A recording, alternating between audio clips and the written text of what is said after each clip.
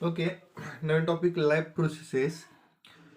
How do you tell the difference between what is alive and what is not alive? ठीक आहे. तर एखादी वस्तू सजीव आहे किंवा निर्जीव आहे हे आपण कसं ठरवतो? If we see a dog running or a cow chewing a cud or a man shouting loudly on a street, we know that these are living beings. ठीक आहे. तर आपण काय पाहतो बघा, की कुत्रा धावतोय किंवा गाय जी आहे ती रवंथ करते किंवा माणूस जो आहे तो रस्त्यावरती ओरडतोय. तर या सगळ्या गोष्टी कशा आहेत? सजीव आहेत. What if the dog or the cow or the man were asleep? ठीक आहे. तर ज्यावेळेस बघा हे लोक विश्रांती घेतात किंवा झोपतात त्यावेळेस त्यांच्या बाबतीत काय होतं? We would still think that they were alive, but how did we know that? ठीक आहे. तरी आपण काय म्हणतो त्यांना, की या सगळ्या गोष्टी ज्या आहेत त्या सजीव आहेत आणि हे आपल्याला कसं माहिती आहे? We see them breathing and we know that they are alive. What about plants? ठीक आहे. तर आपण ते सजीव आहेत असं आपण काय म्हणतो? तर ते श्वास घेतात. ठीक आहे. तर आता पुढचा प्रश्न काय आहे, की वनस्पतीच्या बाबतीत काय? Okay. How do you know that they are alive? We see them green, some of us will say. ठीक आहे. तर वनस्पती सजीव आहेत असं आपण काय म्हणतो? तर त्या हिरव्या दिसतात असं आपण, या कारणामुळे त्या सजीव आहेत असं आपण म्हणू. पण but what about plants have leaves? Have, एक minute. Okay.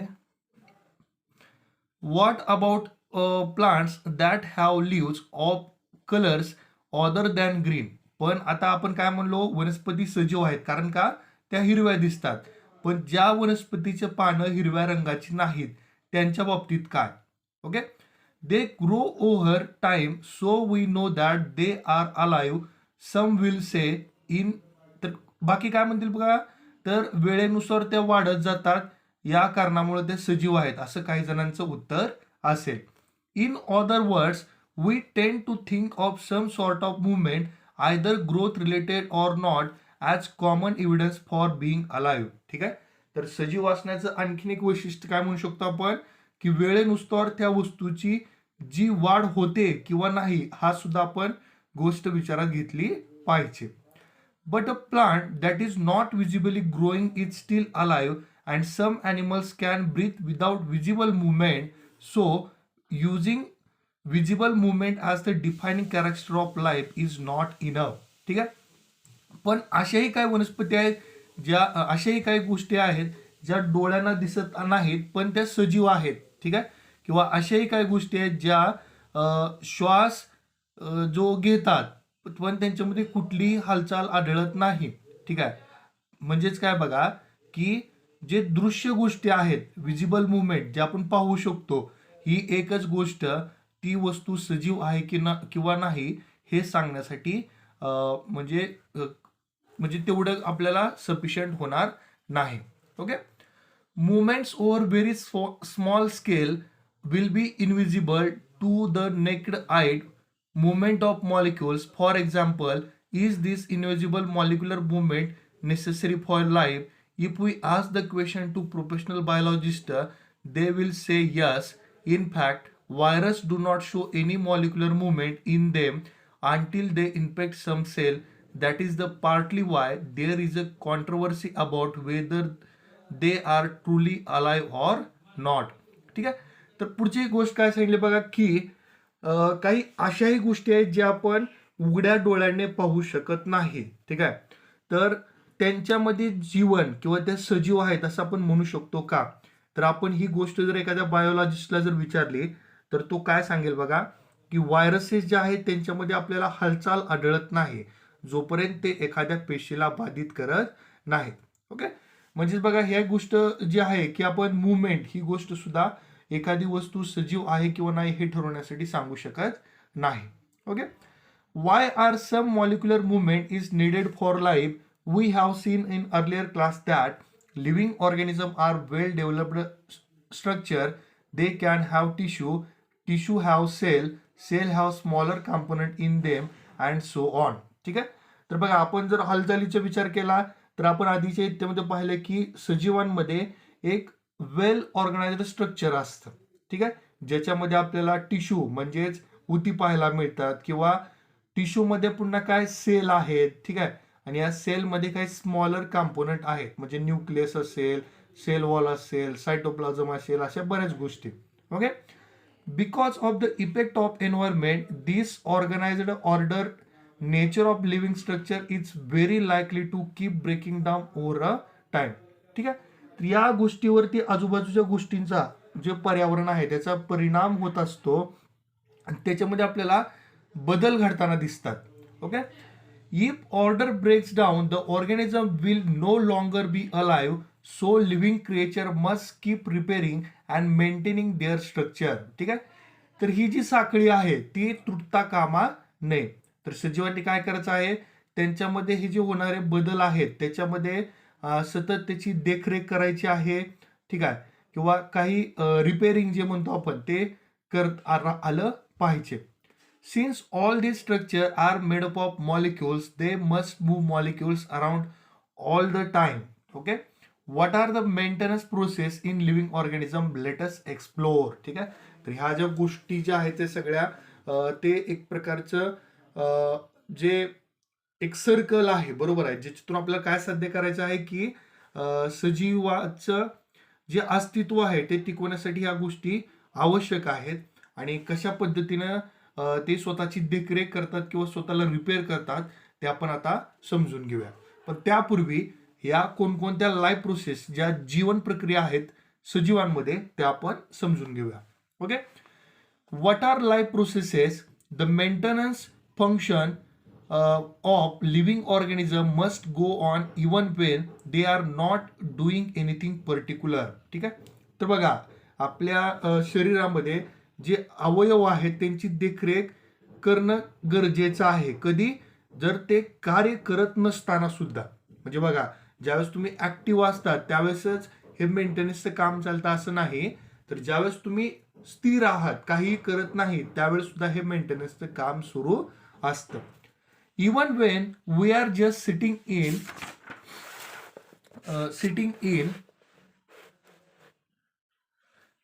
class, even if we are just asleep, this maintenance job has to go on. The process which together perform this maintenance job care are life processes. ठीक आहे.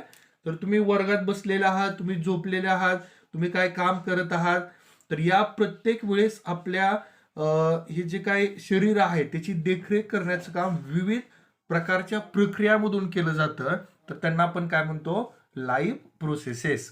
तर बघा एक एक समजून घेऊया. तर since these maintenance process are needed to prevent damage and breakdown, energy is needed for them. ठीक आहे.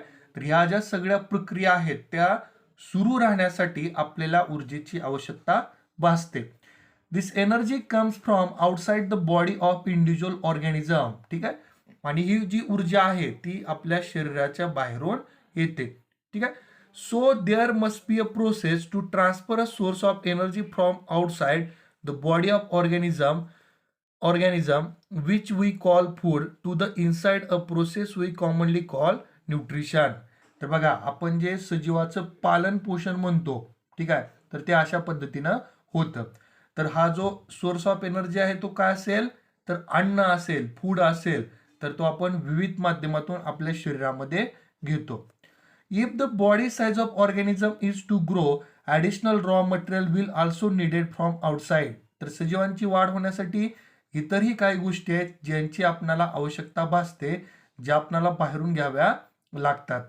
Since life on earth depends on carbon based molecule, most of these food sources are also carbon based. ठीक आहे. तर बघा आपल्या सजीवांमध्ये जो मुख्य घटक आहे जो आपण म्हणजे आपली स्किन असेल किंवा वेरियस ऑर्गन पार्ट जे आहेत ते एक प्रकारचं कार्बन अॅक्युम्युलेशन आहे. ठीक आहे. ओके. ठीक आहे. तर बघा हे जे आहे ते आपल्याला वेगवेगळ्या माध्यमातून घ्यावं लागतं.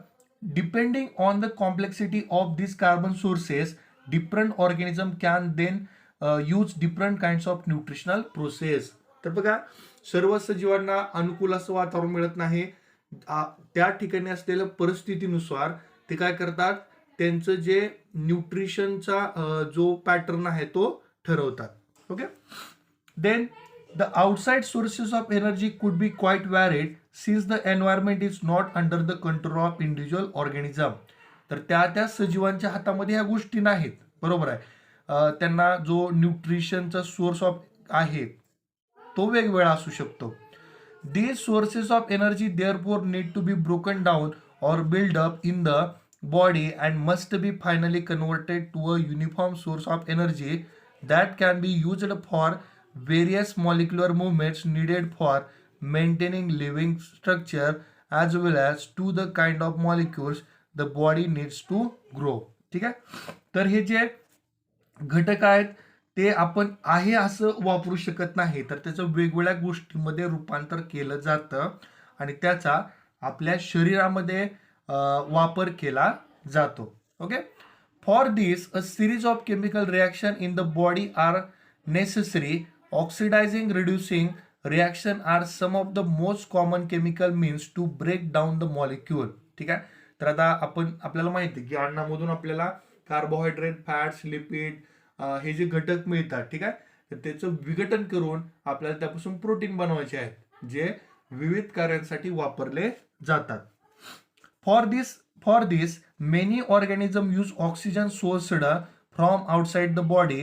The process of acquiring oxygen from outside the body and to use it in the process of breakdown of food sources for cellular needs is what we call respiration. ठीक आहे. तर हे जे अन्न पदार्थ आहे त्याचं विघटन करण्यासाठी आपल्याला ऑक्सिजनची गरज भासते आणि ही जी प्रक्रिया आहे त्याला आपण काय म्हणतो, रेस्पिरेशन म्हणजेच श्वसन. Okay. Then in the case of single cell organism no specific organ for taking in food, exchange of gases or removal of waste may be needed because the entire surface of organism is in contact with environment. जर आपण एक पेशीय सजीवांचा विचार केला तर तिथं तुम्हाला काही अन्न घेण्यासाठी वेगळी यंत्रणा किंवा जे काय वेस्ट क्रिएट झालेला आहे, जे गॅसेस क्रिएट झालेत ते बाहेर टाकण्यासाठी तुम्हाला वेगळी यंत्रणा आढळत नाही, कारण त्या सजीवाचा संपूर्ण पृष्ठभाग जो आहे तो बाहेरच्या एन्व्हायरमेंटच्या संपर्कात असतो. But what happens Wien the body size of organism increases and the body design become more complex. पण जर असं झालं, त्या सजीवाचा आकार वाढला, ठीक आहे, किंवा त्या सजीवाची जी रचना आहे ती जर जटिल झाली. आधी आपण एक पेशीय सजीवाबद्दल बोलत होतो, आता मल्टीसेल्युलर ऑर्गॅनिझम बद्दल काय सांगितले पहा. In multicellular organism all the cells may not be in direct contact with the surrounding environment. बरोबर आहे. तर बहुपेशीय प्राण्यांमध्ये जे पेशी आहेत त्या काय बाह्य वातावरणाशी डायरेक्ट संपर्कात नसतात. बघा, तर आपल्या शरीरावरती स्किन आहे ती एक प्रकारचं प्रोटेक्टिंग लेअर फॉर्म करते जे आपण एक्सपोज होत नाहोत बाहेरच्या एन्व्हायरमेंटला. Okay. Thus simple diffusion will not meet the requirement of all the cell. Simple diffusion म्हणजे काय बघा, तर ज्या वेळेस आपण डायरेक्ट संपर्कात येऊन जे काय ऑक्सिजन असेल किंवा फूड असेल ते आपल्या शरीरामध्ये येऊन पोहोचतं, ठीक आहे. पण मल्टीसेल्युलर मध्ये मात्र असं नाही, त्याच्यावरती वेगवेगळ्या प्रक्रिया होतात आणि गोष्टी ज्या आहेत ते वेगवेगळ्या ठिकाणी पोहोचवल्या जातात. Okay. We have seen previously how in multicellular organism various body parts have specialised in the function they perform. We are familiar with the idea of the specialised tissue and with their organisation in body of organism. ठीक आहे. तर आपण पाहिलं बघा, बहुपेशीय प्राण्यांमध्ये तर शरीरामधले जे विविध भाग आहेत त्यांचे एक विशिष्ट कार्य असतं, ठीक आहे. त्या ठिकाणी असणाऱ्या विशिष्ट प्रकारच्या ऊती काय करतात, तर एक दिलेलं कार्य जे आहे ते पार पाडतात. It is therefore not surprising that the uptake of food and oxygen will also be the function of specialised tissue. तर आपल्या शरीरामध्ये असणाऱ्या ज्या विशिष्ट प्रकारच्या ऊती आहेत म्हणजे काय काय करतील, अन्न घेण्याचं काम करतील, काही ऑक्सिजन स्वीकारण्याचं काम करतील. However, this pose a problem since the food and oxygen are now taken up at one place in the body of organism while all parts of body need them. ठीक आहे. तर बघा, ऑक्सिजन असेल किंवा जे अन्न असेल ते एका विशिष्ट भागापर्यंतच येतं. म्हणजे काय असेल, अन्न जे आहे ते पोटामध्ये जाऊ शकतं किंवा ऑक्सिजन जो आहे तो फुफ्फुसामध्ये जातो, पण त्याची गरज आपल्या शरीरामधील इतर सर्व भागांना आहे. This situation create a need for transportation system for carrying food and oxygen from one place to another in the body. तर याच्यामुळेच काय बघा, हे जे काय अन्न आहे म्हणजे डायजेस्ट केलेलं फूड किंवा ऑक्सिजन जो आहे तो शरीराच्या इतर भागापर्यंत नेऊन पोहोचवणं सुद्धा गरजेचं आहे. When chemical reaction use the carbon source and oxygen for energy generation, they create byproducts that are not only useless for the cell of the body but could be even harmful. ठीक आहे.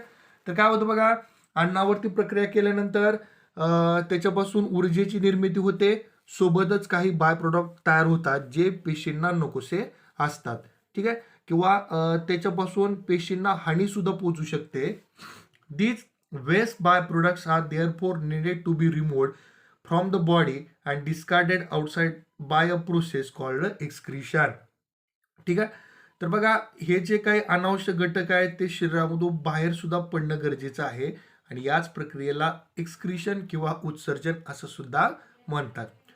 Again, if the basic rule for body design in multicellular organism are followed, a special tissue for excretion will be developed, which means that transportation system will need to transport waste away from cell to this excretory system. ठीक आहे. आणि अशा पद्धतीनं बहुपेशीय प्राण्यांमध्ये एका विशिष्ट प्रकारच्या ऊती तयार होतात जे उत्सर्जनाचं काम करतात. याशिवाय प्रत्येक पेशीपासून हे जे तयार झालेलं वेस्ट आहे ते कॅरी करण्यासाठी त्या ठिकाणी ट्रान्सपोर्टेशन सिस्टम सुद्धा अस्तित्वात येते. Let us consider this various process so essential to maintain life one by one. ठीक आहे. आणि आपण या धड्यामध्ये हेच काम करणार आहोत. वेगवेगळ्या ज्या जीवन प्रक्रिया आहेत ज्या या सजीवांचं अस्तित्व ठेवण्यासाठी उपयुक्त ठरतात, तर त्या आपण एका पाठोपाठ एक समजून घेणार आहोत.